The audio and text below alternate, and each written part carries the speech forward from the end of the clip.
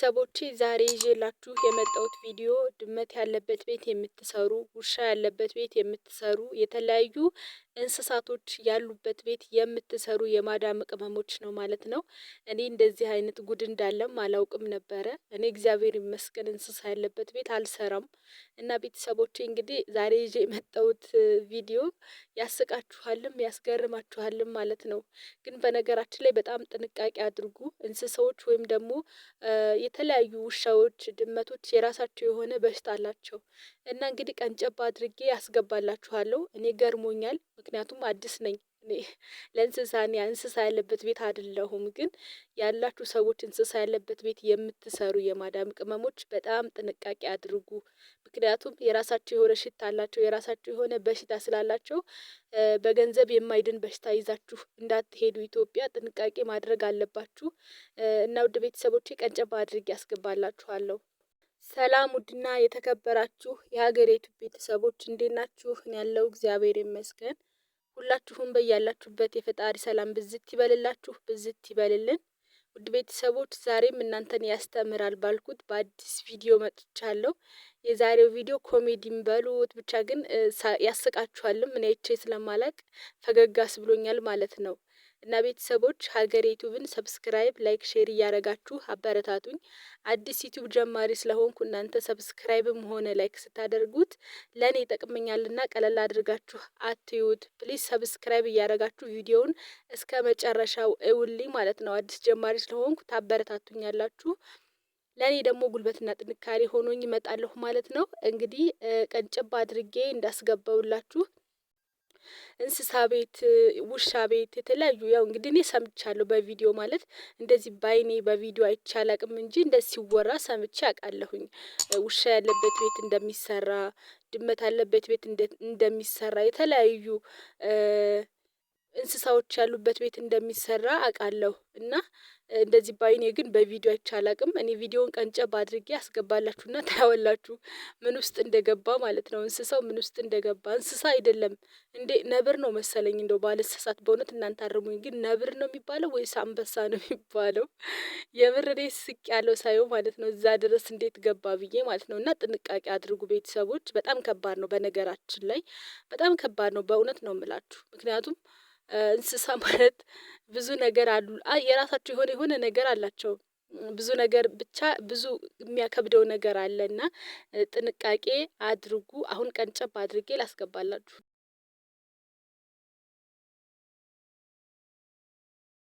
እንግዲህ ቤተሰቦቼ ይሄ ማዳም ቤት ነው ወይም ማዳም ኩሻ ነው የሚባለው። እንዴት ነው ማዳም ግቢ ነው ቢባል ማን ያምናል? በእውነት እኔ አንድ እውነት ልንገራችሁ። ይሄንን ሀገሬ ኢትዮጵያ ራሱ እኔ በቃ አይቼው አላቅም።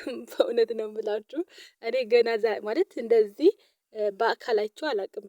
ኢትዮጵያ ራሱ አይቼው አላቅም። እና ማዳም ቤት ነው ቢባል የእውነት ታምናላችሁ?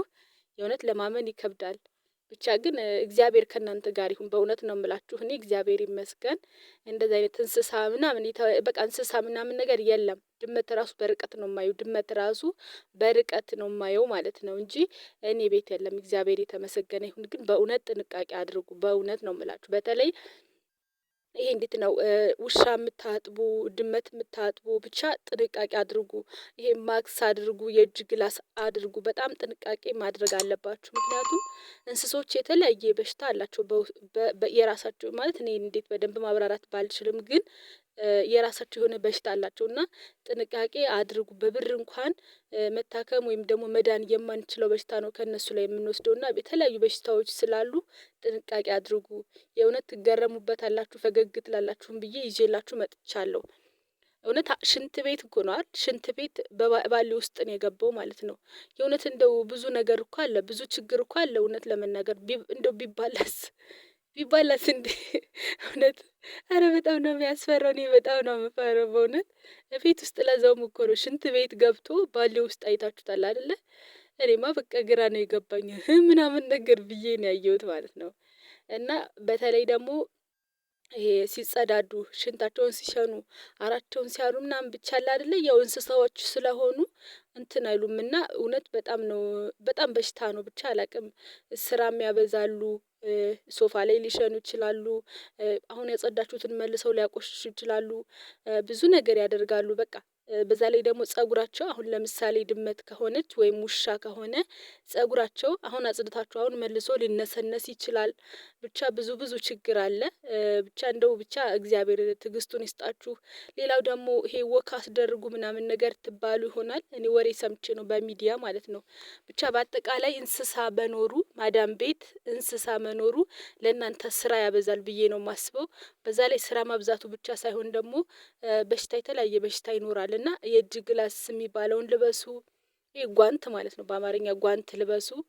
ማክስም አድርጉ። በእውነት በጣም ከባድ ነው። እውነት በጣም ከባድ ነው። እነሱ ልክ እንደውም ሰራተኛ ከሚያቀርቡ ይልቅ በእውነት ውሻ ቢያቀርቡ ነው የሚቀላቸው። ይሄን ደግሞ ሲወራ ነው የሰማሁት። ከሰራተኛ ይልቅ ውሻዬ ከሰራተኛ ይልቅ ድመቴ ምናምን ነገር የሚባል ቪዲዮ አይቻለሁ በማዳሞች የተነሳ ሲወራ ማለት ነው። እና እንደውም ክብር አላቸው ለውሻ ለድመት ለተለያዩ ነገሮች እዚያ ያሉ ማዳሞች ክብር አላቸው። ከኛ በበለጠ ውሻና ድመት ነው የሚያከብሩት። ልብሳቸውን መቼም ሲወራ እንደሰማሁት ከሆነ ልብሳቸው በስነ ስርዓት ነው። ጥርሱ ይታጠባል የውሻው ማለት ነው። የድመቷ ጥርሷ ይቦረሻል። ልብሷ ይታጠባል። ገላቸውን ይታጠባሉ ወዘተ የተለያዩ ነገሮች ይደረጋሉ። ምኖቹ ውሾቹ ማለት ነው። እና እንደዚህ በምታደርጉበት ሰዓት ውዶችዬ እውነት በጣም ጥንቃቄ ማድረግ አለባችሁ። በጣም ጥንቃቄ አድርጉ። በእውነት ነው የምላችሁ። በተለይ እንደዚህ አንበሳ አሁን ይሄ አንበሳ ነው የሚባል ወይስ ጎሽ ነው የሚባለው? እውነቴን ነው። ጻፉልኝ በኮሜንት ስሙን ካወቃችሁት። እኔ ግን እንደዚህ አይነት ነገር ነብር ነው ሳቅ ማቀው ማለት ነው። በአካል ሳይሆን ማቀው ተገሎ ቆዳው ተገፎ ቆዳውን አይቼው አውቃለሁ እና የነብር ነው የሚመስለኝ። እንግዲህ እናንተ ከተሳሳትኩ አርሙኝ፣ ግን ነብር ይመስላል። እውነት እኔ እንግዲህ በአካል ራሱ እኮ አላውቀውም። ኢትዮጵያ ተገሎ ቆዳው እንደዚህ ጠቃጥቆ ያለበት ነው እና ነብር ይመስለኛል። አላቅም ብቻ በእውነት ጥንቃቄ አድርጉ። ብዙ ነገር ያደርጋሉ። ገብተው እቃ ሊደፉ ይችላሉ። የተለያየ ነገር ጋዝ ሊደፉ ይችላሉ። እንግዲህ የሆነ ነገር ፍለጋ ቤት ውስጥ ገብተው የሆነ ነገር ሊያበለሻሹ ብዙ ነገር ሊያጠፉ ይችላሉ። ያጸዳችሁትን ቤት ያቆሽሹታል። የተለያዩ ነገር ያደርጋሉና ውዶችዬ በጣም ጥንቃቄ አድርጉ። እንስሳ አለበት ቤት የምትሰሩ በጣም ጥንቃቄ አድርጉ። በጣም ከምላችሁ በላይ ምክንያቱም ሰራተኛ ነው በዚህ ነገር ላይ የሚጎዳው። እነሱ ምን አገባቸው? ሰራተኞች የፈለጉትን ነገርና ያዘዙትን ነገር ስለሚደረግላቸው እነሱን የሚጎዳ ነገር የለም። ውሻ ቢያቆሽሽም ሰራተኛ ነው የምታጸደው። ድመት ቢያቆሽሽም ሰራተኛ ነው የምታጸደው። ጸጉራቸው ራሱ ቢረግፍም ሰራተኛ ነችና የምታጸደው። እነሱ ምንም አይመስላቸውም። ስለዚህ የምንጎዳው እኛ ነን እና ጥንቃቄ አድርጉ የኔ ውዶች። እውነቴን ነው የምላችሁ። እንስሳ ቤት የምትሰሩ በጣም በተለየ ሁኔታ ጥንቃቄ አድርጉ። ራሳችንን እንጎዳዋለን። ብዙ ነገር ይደርስብናል ማለት ነው። እና ቤተሰቦቼ የማዳምን ቤት ነገ ጥለነው ስለምንሄድ ጥንቃቄ አድርጉ። ለጤናችሁ አስቡ ማለት ነው። በተለይ ድመትና ውሻ ያለበት ቤት ታውቃላችሁ፣ ጸጉራቸው ሁላ ይነሰነሳል፣ ሶፋ ያበላሻሉ፣ ብዙ ነገር ያደርጋሉ። ያጸዳችሁትን መልሰው ያቆሽሻሉ።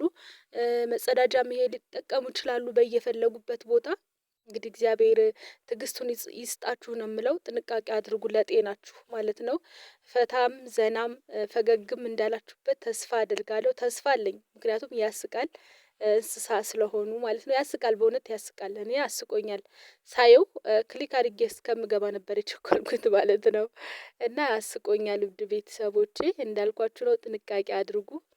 ስለ ሁሉም ነገር ጥንቃቄ አድርጉ ከፈጣሪ ጋር ማለት ነው። እና ቤተሰቦቼ ዘና ፈታ እንዳላችሁበት ተስፋ አደርጋለሁኝ።